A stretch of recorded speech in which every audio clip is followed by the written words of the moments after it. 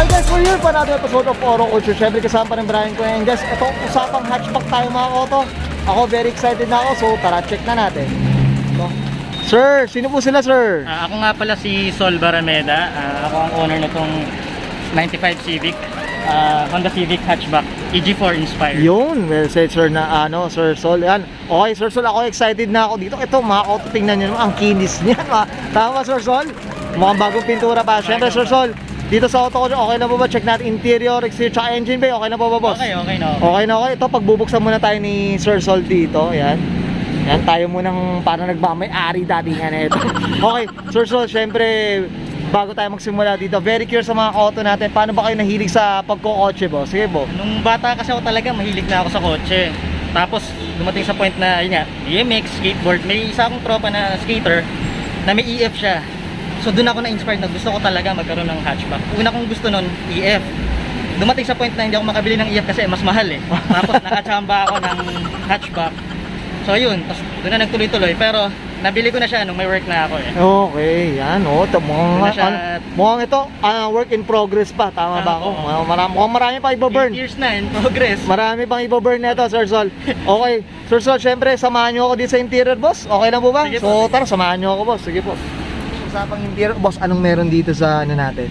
Sa interior, boss. Sige po. Itong interior ko EG4 red needle na gauge, Okay. black brick na interior, long armrest. Tapos Okay. yan, gathers interior. Ito, gutters na, boss, eh, no? Yes.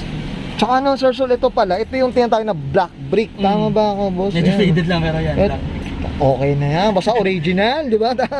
Okay, yan yung mga black brick. Ito, magkano nagko-cost nito mga ganito, Sir Sol? Yung huling nakita kong post, nasa 65. 65. Sige, stock na lang tayo, Sir Sol. Tama ba, Sir Sol?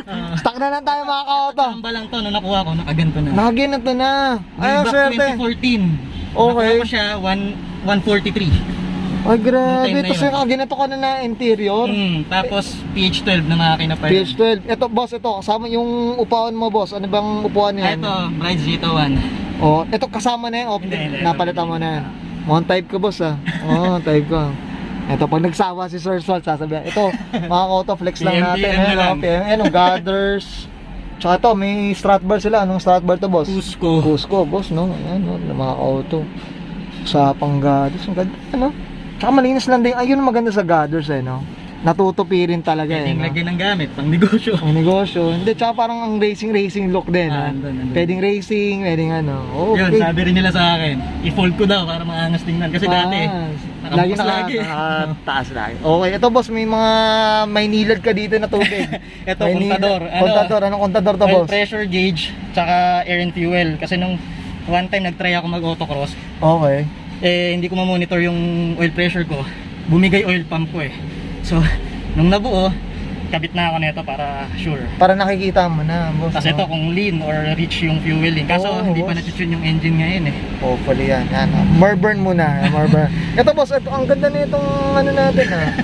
Type Yan, ko to boss. see-through gauge. Hindi boss, yung itong ano, Ito. o yung housing niya boss. Kasada racing. Talaga boss. Boss, PM mo sa akin ha.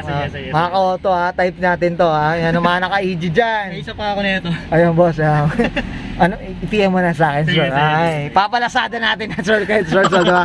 Okay, sir, so, ayun, mga flex natin kahit yung bubong, oh. Ayun, ang ganda, diba? Linis lang. Okay. Okay ka na dito, sir, so, dito sa interior natin.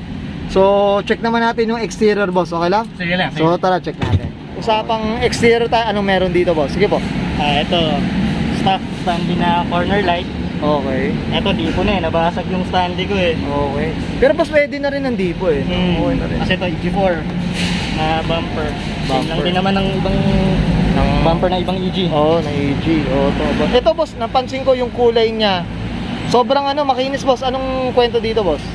Sa paint na ito. Sa paint natin, boss. Actually, pinag-ipunan ng 3 taon eh. Kasi nagsisimula na yung bulutong niya. Oo. So sabi ko, habang may work ako ngayon, mag-ipunan ko na. Para agapan yung mga bulong. Magapan. Tsaka sakit din naman taga ng Honda. Kasi boss. lumalala na eh, mula sa bubong hanggang doon sa balakang, bukas na eh, as in talagang tagusan. Nahiya naman ako sa sarili ko. Ang dami na rin po. So yun, Oo. pinagkipunan ko, 3 taon. Yun. Magkano inabot sa Sir Sol? Hanggang anong... 70 siya inabot eh, strip to metal. Oh, straight to 70. Talagang ano. Ano siya mga ngayon, parang ano na. Way back doon, parang ano pa eh, no? 30. Oo, ganun na. Diyos ko. Sige.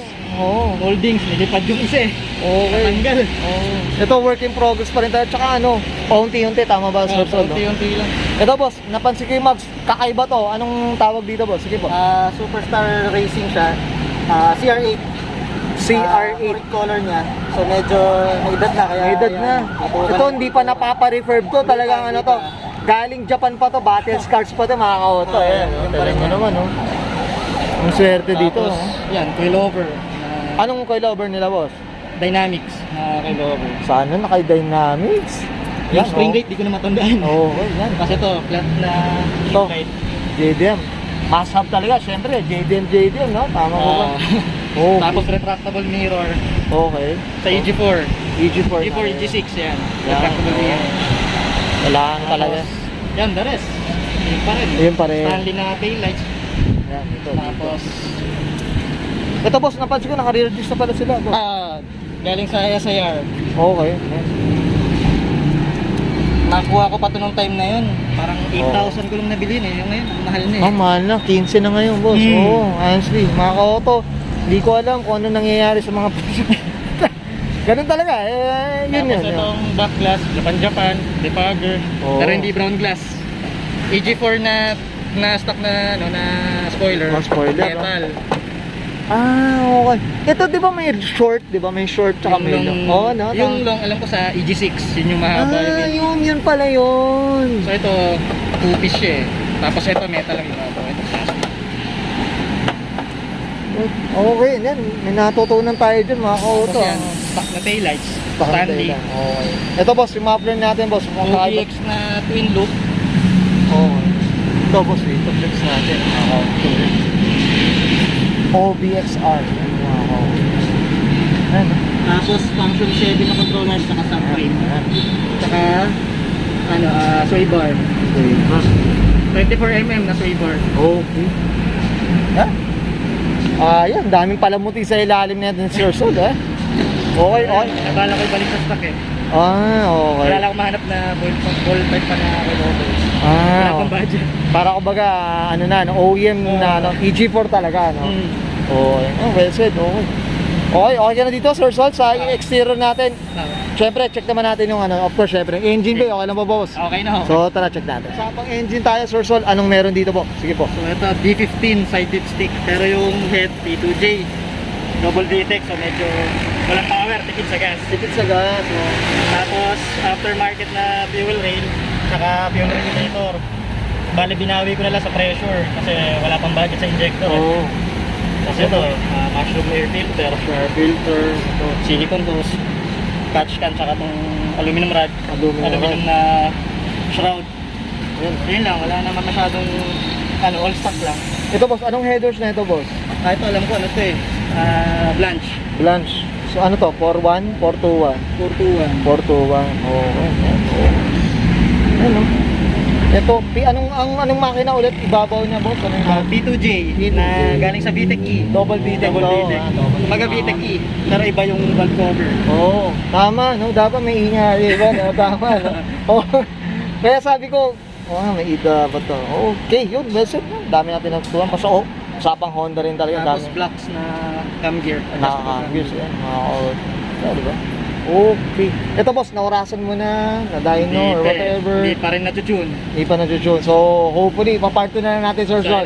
Sana. Abangan natin ang mga auto. Antayin niyo yung part 2 na ito ni Sir Sol Parameta. Okay. Sir Sol, okay ka na dito sa engine bay natin? Okay na, sir. Okay na. Okay yan guys, nakita natin interior, exterior, tsaka engine bay.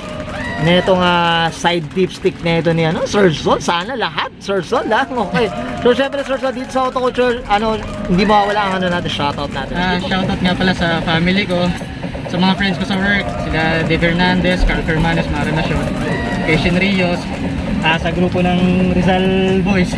Yan, sa T-Factory Auto Shop, East Central Detailing Studio, sa mga mekaniko ng T-Factory. Tapos, ayan, mga friends ko kay John Calpe, kay Malcolm Martinez. Dahil sa kanila, nandito ako. Autoculture. Thank you, boss. Tsaka sa Shell Melendres, kasi pinayagan kami dito sa venue na to. Yes, of course. Siyempre, shoutout tayo dyan sa Shell Melendres. Thank you sa sticker. Yo, thank you, boss. Thank you. Yan, thank you. Sa konting time, of course, siyempre, from Moro Culture. Boss, okay ka na? Sir Sol?